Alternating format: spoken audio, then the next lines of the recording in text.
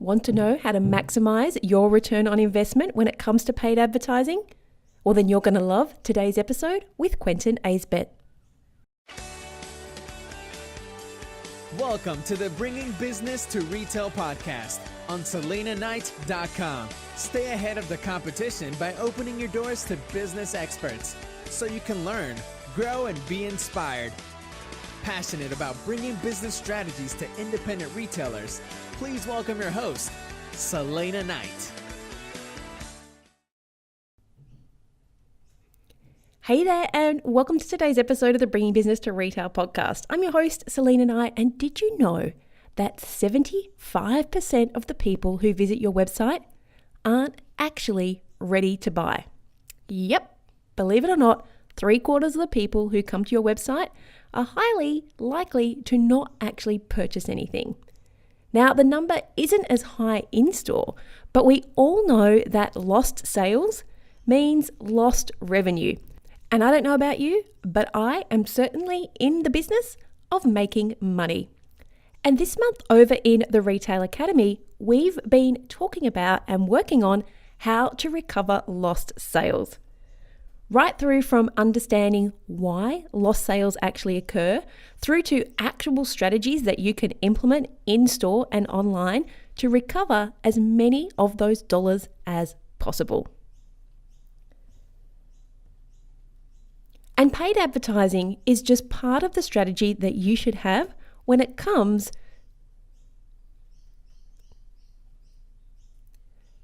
to marketing your business and to recovering those lost sales. Now, personally, when I'm spending money on marketing, I want to know that I'm getting a return on investment. I want to know that I'm maximizing the dollars that are coming back for the dollars that And I know that spending money on advertising and marketing and not seeing a return on investment can be super frustrating.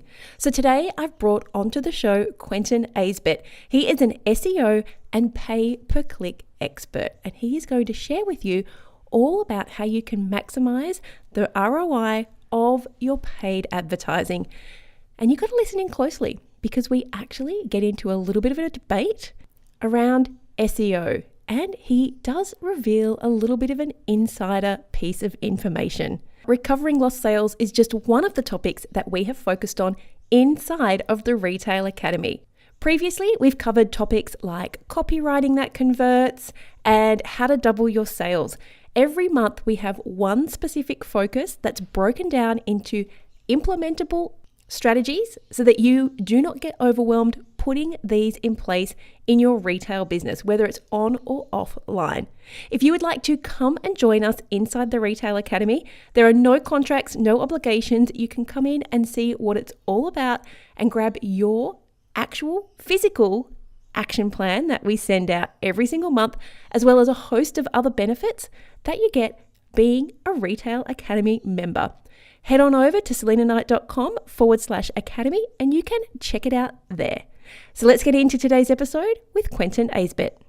Hey there, and welcome to this week's episode of the Bringing Business to Retail podcast. If you have ever wondered how the heck to make Google ads and pay-per-click work for you, you're going to love this week's episode with Quentin Aisbett because he's going to share all the juicy gossip. Welcome to the show, Quentin. Selena, how are you? Good. Looking forward to our chat. I know we haven't had anybody on the show talk about Google before. So we've talked about SEO, and I know that you and I are going to touch on that a little bit during the conversation, but Google ads, Google shopping, Google everything, really. It's kind of the be all and end all. You know, I love the fact that when you build a brand that becomes an adjective, like that's when you know you've made it. Yeah, the brands are obviously pretty big in this environment, and certainly Google. We all know that the shopping experience begins with a search engine, and certainly in Australia and the US and most countries worldwide, Google is a primary search engine. So it's an important platform to talk about.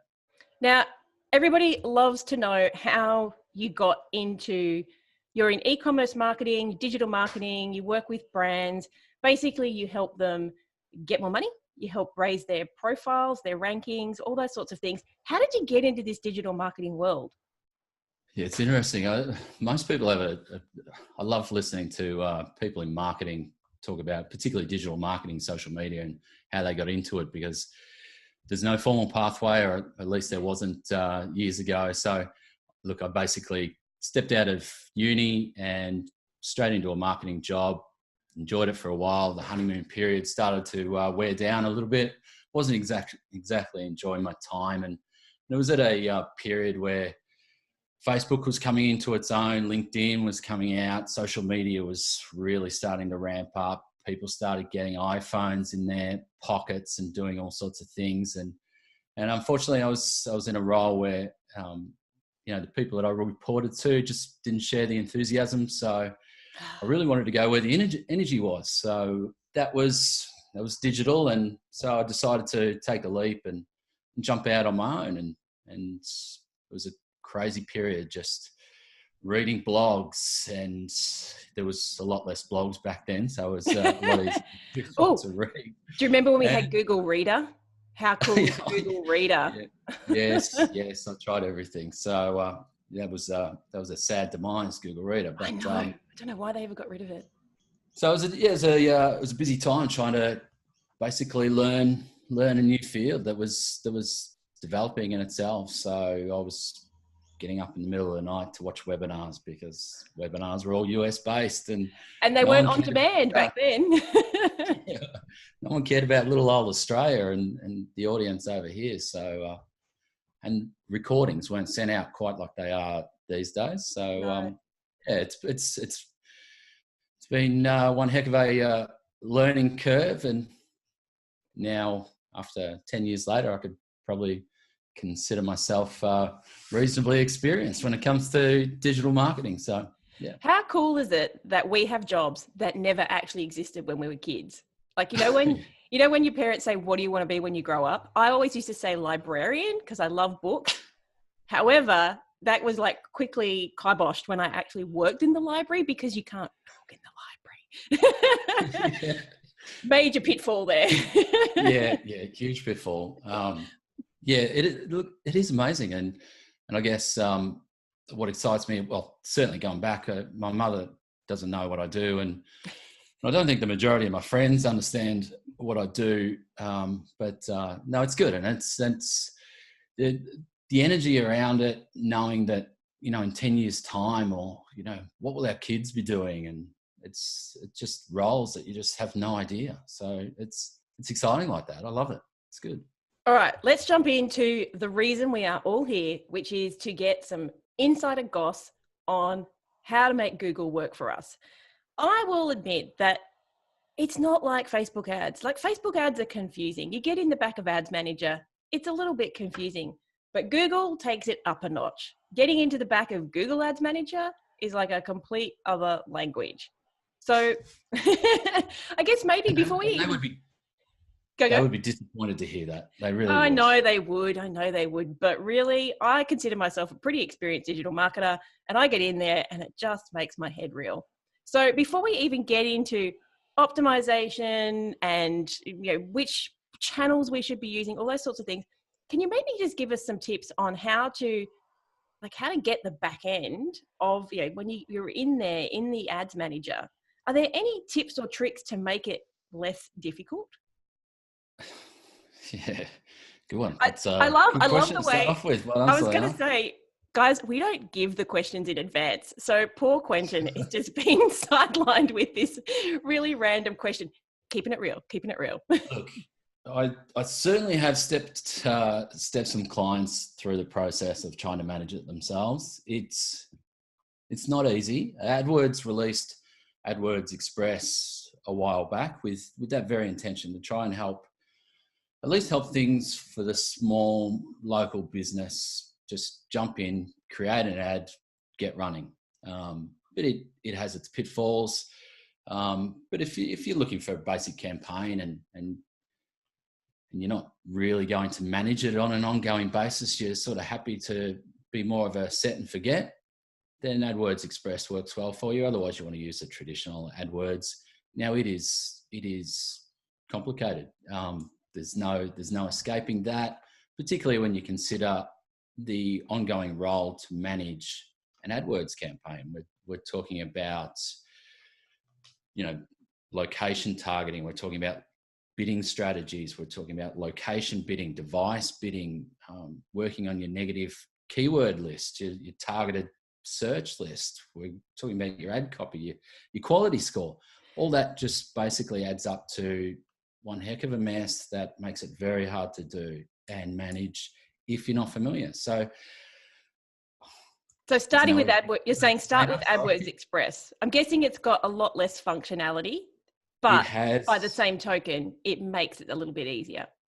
It does. Now, AdWords is working on making things a lot easier.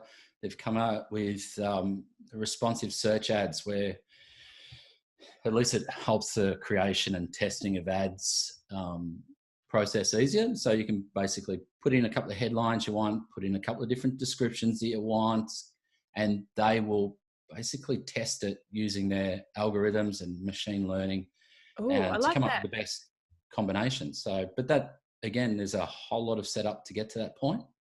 The one thing I would say, and certainly heavy power AdWords managers, we're all using third-party software to make that job easier as well. So there's a little nugget for your audience. But can you give us some suggestions for people who are at that higher level and maybe want to jump into Google AdWords or take it a little bit further? Can you give us some suggestions of products they might, just one or two that they might investigate? So WordStream is certainly, they're the leader in the space. They can get expensive. I think it is ballpark $350 a month for budgets up to $2,500. Right. Now, Ecommerce, it's very easy to get beyond that $2,500 a month spend. So that management fee or the access to the software for WordStream goes up from there. But if that means it's saving you 2, 3, 4 hours a week, then what is it worth to you? If it's getting you a couple of extra sales, I was going to say it's all about conversion, right? If it makes it easier to build the ads and make the ads convert, you pay that money all day, every day. Absolutely, and that's the beauty of e-commerce, isn't it? We can directly attribute, the improvement that we're seeing from different tests and different solutions to see what the actual ROI is. So we're actually testing out new products, or at least one that's just landed on our radar, called Optio. That's the more reasonable entry-level fee. I think it's around about the $100 a month mark, and goes up from there if you want extra features. But that's they're both fantastic, and they make the whole process simple, because basically going through your keyword reports because essentially if you're putting in, let's say, running shoes, if you're targeting just the word running shoes, a broad match running shoe keywords, Google will be triggering your ad for a gamut of different variances that you have no idea about. I had a client that set up AdWords by themselves. They were a builder. I got in to have a look and just to clean things up, and they were getting triggered for bodybuilders. So, oh no, that's just like ad spend through the roof. Oh, exactly. Now, burn through the budget. Hopefully no one was clicking on it to go through, because they would have seen the ad and go, well, that's not going to help me sculpt my pecs or something like that. Look, that's some of the issues. And there's some of those intricacies with Google AdWords that that managing software will help you do, or obviously getting a professional to help you. So it is very hard if you're going to do some large scale advertising. So. Yeah. And I have to say, I'm assuming that those things, generally come with a 14 or 30-day free trial. Is go and test it out, right? Go and have a go, and then decide whether you want to continue doing it yourself. Do you want to pay for the software? Is this just something you're better off getting somebody else to do? But you talked there about sort of ease, and I have to say probably the easiest, and I use this in air quotes, easiest way of using Google for e-commerce, in my opinion, is using Google Shopping. Would you agree? Yes. Yeah, I knew you were going to say that. But Google Shopping is fantastic, obviously. Setting it up, setting up the merchant center and setting up a product feed is a little laborious, depending on how many products you want to sell and depending whether what website platform that you're using to integrate with merchant center. So yeah, absolutely, it's fantastic. It is going to get you at the top of the Google search engine result page, because let's be honest, that's where they want it, and they're not going to move it anywhere. Yeah, it certainly beats trying to wrestle against larger brands for the organic searches. So, so can you give us some tips to optimize that? Because I have to say, I am a Google shopping, devotee. Like if I want something, it is the first place I go for that exact reason. I don't want to sit there and sift through 472 text links. I just want to, especially for fashion. Fashion is probably the biggest thing I would use it for. I'm looking for this was an exact one I was looking for. Navy blue jumpsuit, wide leg navy blue jumpsuit with sleeves. I did find one. It did take me 6 months. But again, I knew exactly what I wanted. So I just wanted to flick through the pages, through the images. I didn't want to sit there and open up 470 different websites to get random navy blue jumpsuits that weren't navy blue. So how can we make sure, because you can spend a lot of money with Google accidentally, in my opinion. What can we do to optimize our Google shopping channel? Yeah, okay. So look, let me first point out one of the biggest mistakes that I see, and that is not understanding the price landscape. Because tell us more. If you're putting up if you basically submitted your product feed to the Google Merchant Center to start your shopping campaign, if you are one of those ones that just sets and forgets, you have no idea that your competitors are also advertising on Google Shopping and their prices are currently a lot lower than yours. Because you will attract clicks, whether your price is higher than the competitors in that presence of Google Shopping within the search engine result pages, people will still click on it. You will still get charged, and yet the chances of converting are much smaller, because obviously your price point is a lot more expensive, or a little bit more expensive. And you're talking about the price of the actual product, aren't you? Yes, the price of the product. So I would certainly be looking at identifying, or you should always, ideally, as an e-commerce brand or business, you should be always understanding and identifying the competitive pricing landscape to know where you're at and understand how the user is, how are they viewing it? How's that value equation? But Google Shopping, definitely don't, just be mindful of what the prices of the competitors are, and don't advertise if you don't think that the value is there, when we're talking about price being one of those big value points. So that's probably the first mistake that I see. Can we just hold the next one? Because I have a couple of questions on that one. Yeah. So would you say then, especially, most e-commerce brands are going to have 1, 2, 3, 10,000 SKUs. Are you saying that maybe don't connect the whole catalog unless you've got a really big budget? Maybe just selectively pick your top 100, 200 selling products and concentrate your budget on those? Yeah, definitely. Yeah, that was a much more concise way of probably what I was trying to say, Selena. So thank you.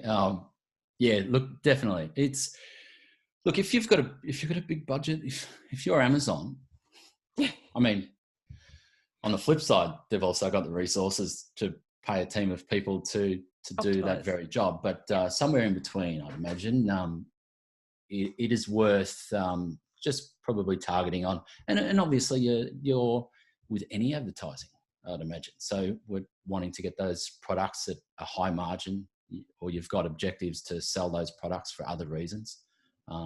Yeah, definitely go for the ones. Select those products that are basically ideally placed in that competitive landscape. Okay, I don't want you to forget what number 2 was, because I still have a few more questions. So yeah, write it down if you need to. That was probably just the one mistake that just, as soon as you said Google Shopping, I thought, yes, that's a bugbear of mine. I hate seeing it, because I'm always one that I hate wasted spend, and that's that goes from a personal perspective right through to my own business and through to my client's business. I hate seeing money being wasted, particularly when it's going to Google. Google has enough. Yeah, Google has enough money. Yeah. Google definitely has enough.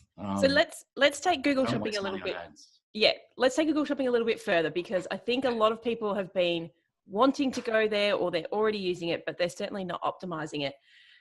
We talked about maybe picking your top sellers and using those. So I have two questions. I'm going to say them out loud so I don't forget them. The first one is, how should we choose the right products to sell? But the second one, which I want to start there, is, and it follows on from the first question, is, are we better off targeting the lower searched for products because there'll be less things available to choose, like less competition? So you can answer them together if you like. Yeah, no worries. Look, choosing, well, it probably is a good idea to answer them together. So I guess the question of what products you should choose to sell, the answer to that's probably a little bit more broader. You've obviously, like I said, you've got your own objectives. If you're a marketing person reporting to someone else, then obviously there's products that you need to lift the quotas to. So that's certainly an objective. But yeah, look, I always communicate to clients that give me the products that you have margins on, because that obviously gives us a little bit more buffer to play with Google Shopping and Google Ads across more general advertising. So at least more chance to get that ROI. So there's the margin, the objective, and to your point about choosing products that have lower search volume, I wouldn't say that necessarily. In a traditional sense, I probably would, but in shopping, I think it's not as, there is still some bigger websites selling products that will be in your space that just aren't using Google Shopping. Right. Maybe they're not advertising at all. Maybe they're just using traditional ads. So there's still going to be some opportunities. So it's really got to be about doing that initial research to start with. Look, everything, I think everything comes back down, Selena, and I'm sure you'd agree, is just taking some time to understand your strategy. And look, so much that I communicate to my clients, I can see that it makes sense to them. They just didn't think about it. And yep. As far as identifying those products, basically conduct that research, do the searches yourself if you're within that geolocation, of course, that you're trying to target, because yep. You might miss out on the accurate data there. But yeah, go and do the searches yourself. Pick the products you want to increase sales. See what the competitive landscape is. If maybe there's only one or two others and you're all the same price, or maybe you're just a tiny bit more expensive, but you offer free postage, or you know that your reviews are a lot stronger than your competitors, because ultimately your audience is taking in a whole number of factors. And we're talking about even just looking at the Google Shopping ads. So when you were looking for your blue jumpsuit, Selena, which I did find, the jumpsuit, that it was a very, very specific, suggestion. So, so there might have been three options, and I'm sure in your head, whether you did it consciously or subconsciously, you would have turned around and okay, there's the three products I want. I finally found it. They're all similar prices. This one's got more reviews. This one's got free shipping. This one will get to me quicker. So it's all about understanding each and every landscape for the product that you want to advertise. So now, obviously, if you've got 10,000 products, yeah, very tough. That sort of research does not scale, of course. No. But if you want to bring it back down to a select 50 to 100 products that you really want to improve, then the work or that early research will certainly help you get a better ROI on your Google Shopping and Google ad spend. I think one of the things you just mentioned there, which is completely has nothing to do with Google in the sense that it's a business strategy that you should have, is really understanding what makes your customer buy. Do they want it quicker? Do they want it free shipping? Do they just want to be able to buy other stuff as well? Because for me, that's a big thing. If you have three things at the exact same price on three websites. I usually, if I don't know the website, I find the one that I can buy other stuff with and maximize my free postage or paid postage. So it doesn't necessarily have to be a money driver for that customer. You just have to know what is their motivator, what is that leverage point that makes them say, well, I'm going to buy from you rather than buy from the competition. And that's not something that Google can tell you. That is something you have to conduct the research with your own clients and ask them, what is the thing that makes them buy? Yeah, absolutely. And that's obviously, of course, if you can understand that, you're going to solve a lot more problems than just your Google Ads shopping. So it's always a good place to start. So, all right, let's jump in because we've been talking quite a bit about Google Shopping. Let's talk about pay-per-click. So quite simply, the ads that people run that sit at the top of Google. And I do like the way now that Google doesn't have pages on mobile devices. It's just like load more. So you can't even tell where you're sitting there. And nearly the whole page is ads. Like I've been on Google searches where there's no organic search on that first, in inverted commas, page. But what could we be doing, or should we? Should we be using pay-per-click would be probably the first question. Let's jump in there. Should we be using, as e-commerce brands and retail stores, let's not forget the people with physical stores as well. Should we be using straightforward Google ads? Okay, I'm probably going to answer that with the same answer that I did for the shopping. And that is to say, it is going to depend on your competitive landscape. If you're competing against big brands and whether you're a little minnow e-commerce store or mid-size, if you're competing against a couple of big brands that are advertising very heavily, then you don't want to get into a bidding war to try and get into those prominent ad places, because just to take a step right back and just to make sure that your audience understands, AdWords is a bidding platform. So for Amazon's, it's an auction. It is an auction. We're looking for is an auction. Yeah, it is an auction, and it's if you've ever been to an auction, just when you thought you won, that's when you thought you won, and God forbid if you've got any emotion tied to it, because this is your business so there's going to be emotion tied to it. That bidding war can get ugly very fast, and before you know it, you've forgotten all about what your margins are on your product, and you're selling at a loss, which I have seen before many times. Oh, and me too. That is a key takeaway, guys, is you cannot be doing this advertising. It doesn't matter which platform you're on if you don't know what you can afford to spend. And it's not just the margin, is it? We've got to factor in overheads and all the other things that go with it. And there's only going to be a really small portion of money that's left over as pure profit. And so if you're eating into pure profit, then that's when it gets a little bit hairy.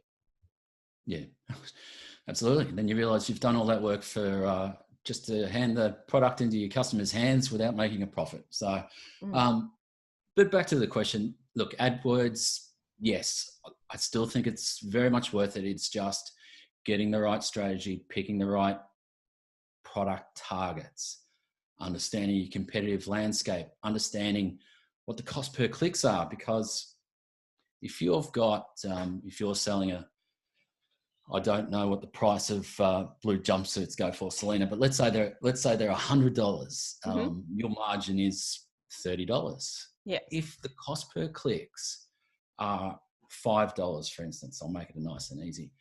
Some people or some advertisers think, okay, $5, that's great. Every time I get a click, I'm going to sell my jumpsuit.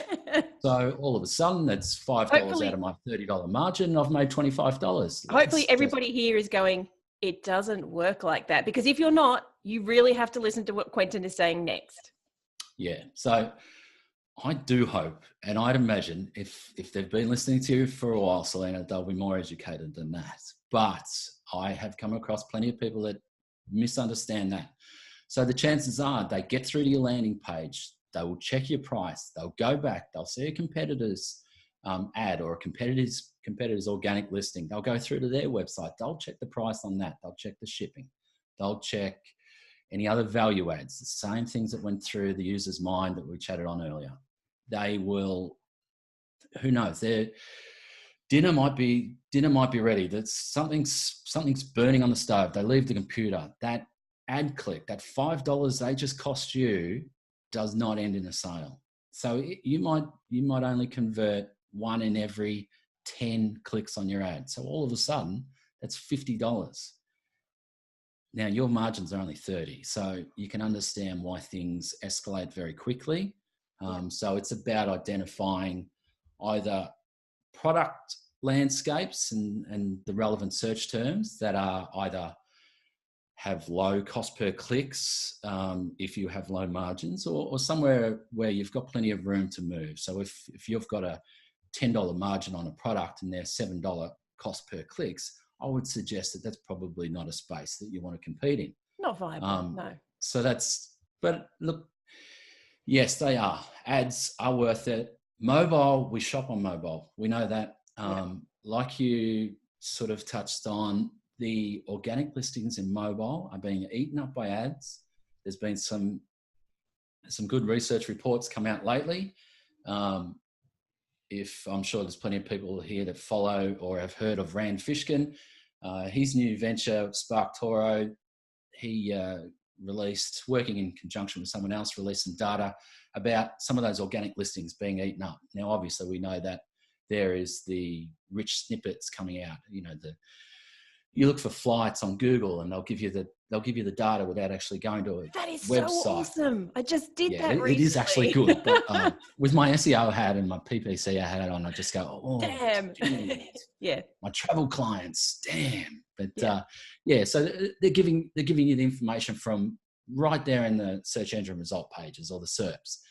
And all of a sudden, even if you can get to the top of the organic listings, the chances of getting a click is sliding. Those organic click-through rates are being eaten up by ads on mobile. So unfortunately, there is going to be a strong case that you do need to look at advertising. And okay, so let's because we said we talk about SEO, which is a whole episode in and of itself, but you just touched on it is now pay to play. It is less chance that you're going to end up on the air quotes first page of Google. Should we be spending money on SEO? That is a very good question. And one that for the most part, I would say absolutely yes. Mm-hmm. But increasingly, I am finding reasons in specific instances to say maybe not.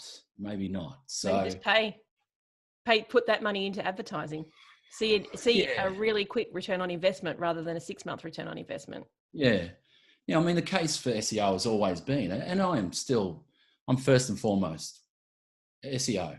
You know, that is always what I will recommend, but there is cases, like I said. So if your audience is going to be on mobile devices predominantly, if they're going to be buying on mobile devices, if you're competing against bigger brands, and big brands do eat up organic listings, and it is going to be tough to get into a prominent position in those mobile SERPs organically. So you could invest a lot of money in SEO over a long time and not get not see any marked improvement. You might get now a long-term SEO strategy might involve working on content that's, blog posts to, let's say you're trying to compete for running shoes. ASICS running shoes is hugely competitive, particularly in Australia. You've got Catch of the Day or Catch selling them cheap. You've got Iconic selling them cheap. You've got the little sports retailers trying to keep up.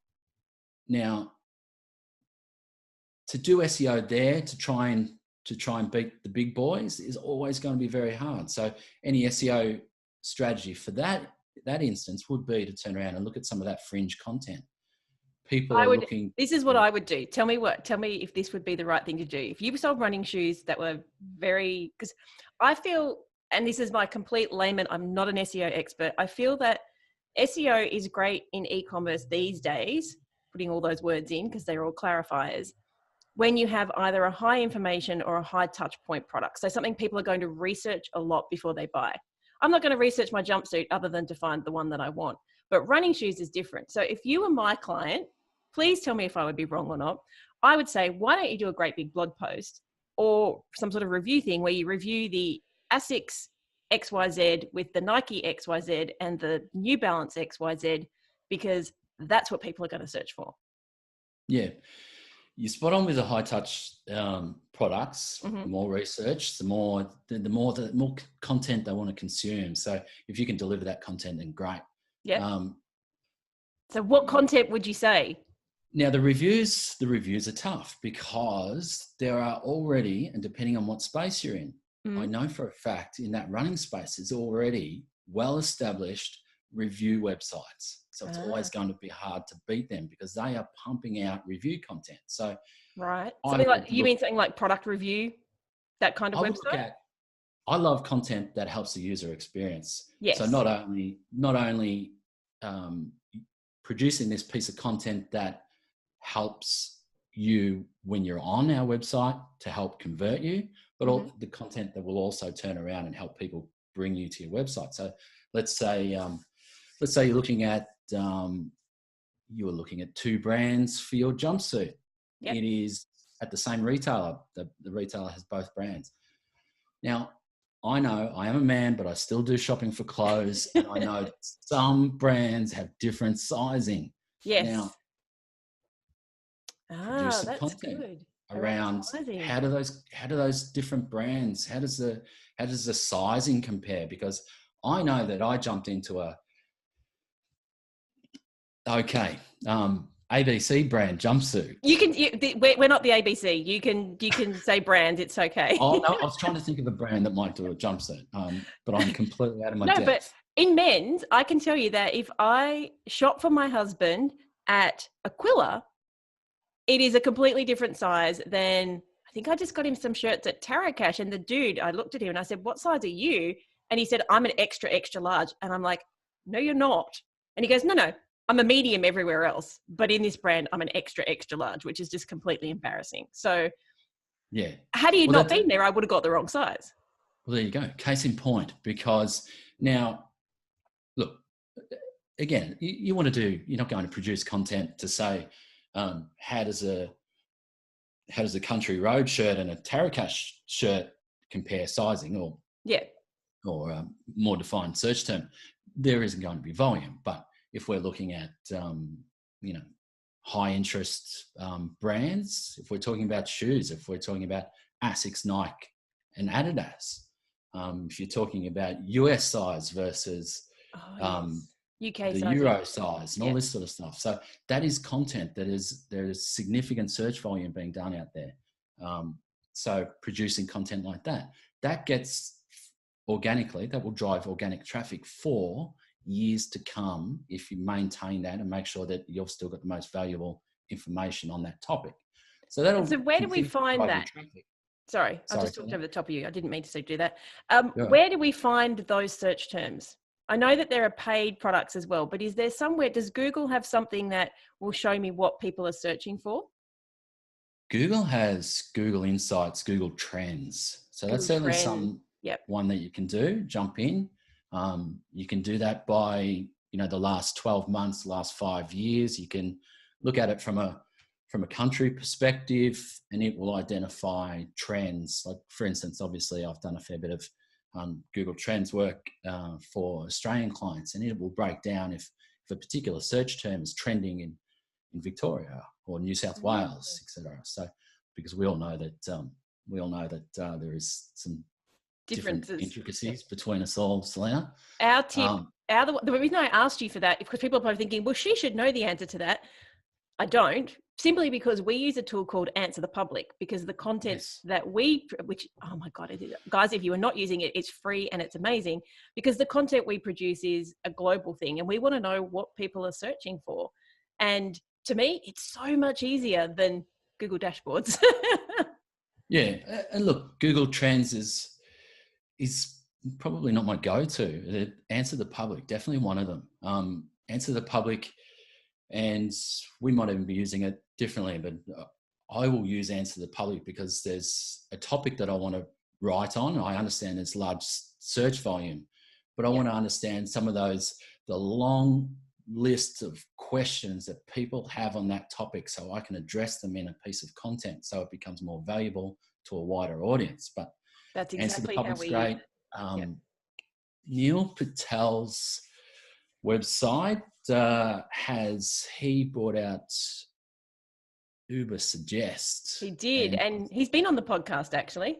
Has he really? Well, there you go. Yeah, you're in good company. He's got a fantastic tool, and he keeps working on it, and it's still free, and it's fantastic. And that's definitely, as far as free tools for keyword research, fantastic option. All right. Okay.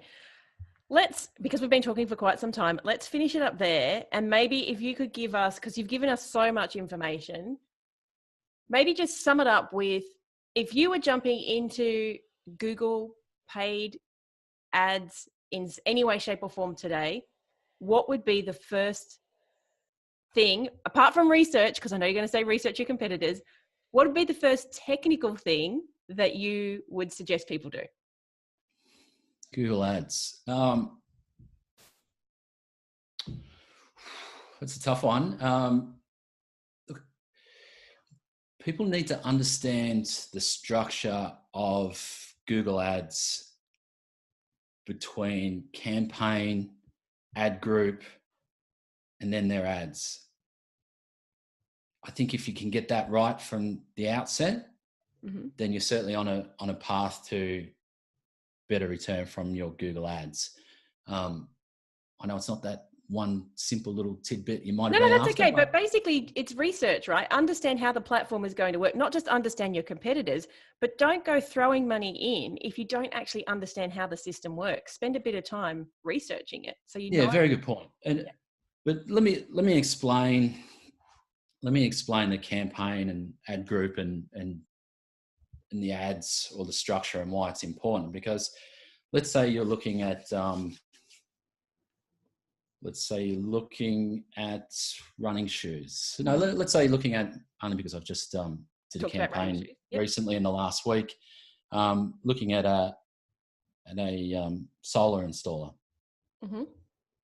Now, some people will literally just go and create a campaign for every single different ad that they want to run. But unfortunately, that's going to hurt. It's going to hurt your ad score and your cost per click. So you want to have a campaign. A campaign, in that hypothetical solar installer, you're going to have a campaign for government rebates, because there's government rebates at the moment. And then from that government rebates, you might have different ad groups.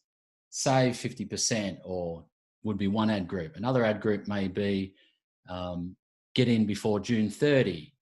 And then from your ads, you want to make sure that your ads are consistent with the ad group and the campaign, which is hard to explain without a diagram in front of me, Selena. So hopefully I haven't lost anyone, but it makes sense if you go inside of Facebook ads, it kind of makes sense. It's the same thing between the campaign level, the ad set, and then the ad. Because in ad set, to me, I think should just be called audience.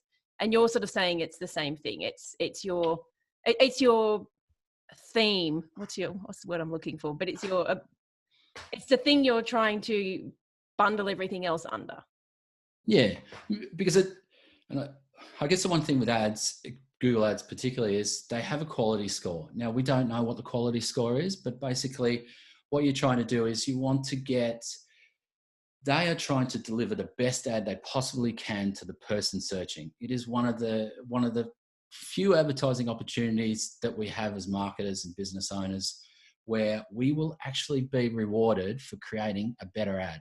And I say that because if you have got a good ad structure, if your landing page provides a good experience, the keywords you're targeting are relevant to your ad group and your landing experience, if you continue to get people to click on your ads, and that's because they're compelling enough, then you will be rewarded, and they will class you with a higher quality score, which basically means you will have to pay less to get higher in those ad positions. So just to break that down, if my competitor has a poor quality score, they're bidding $3, I'm bidding $3, and I've got a better quality score, I'll get the position above them and I won't have to pay any extra.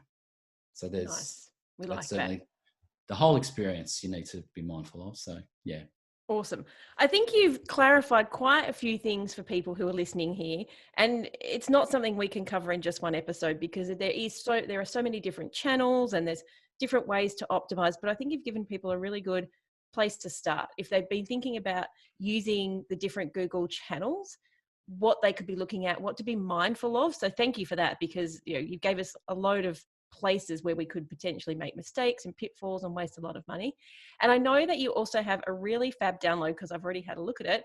I have it over here because you didn't give me like a really nice, pretty URL. So it is it 43? How many, what's the number here? Let me just scroll up to the top. 45 steps for e-commerce SEO to get more organic traffic. And I'm going to put a link in the show notes, guys, because it's a really long URL, but it's onqmarketing.com.au/e-commerce-SEO-tactics. But it is awesome. So make sure that you head over to that page that I'm going to stick a link to in the show notes and go through Quentin's checklist, because I was sitting here thinking, oh, I hadn't really thought about that one. I must remember that one. And if people are thinking, you know what, you've just made it 100% clear that I need somebody else to be doing my Google ads, where can people find you, Quentin? Definitely find me, obviously come to the website, onqmarketing.com.au. If you're reaching out on social, then I'm on LinkedIn, as we all are, obviously, at this moment. It's very you hot say right that. now. No, you say that, Quentin. I reckon 90% of the people listening to this podcast are not on LinkedIn. That is for another episode though, guys. Well, if not, get on there. It has never been hotter than it is right now, LinkedIn. So, and reach out to me on Twitter. I'm at OnQMarketing. Great. And that's just Q with a Q. Don't have to worry if you're in the US or Australia. It's just a Q.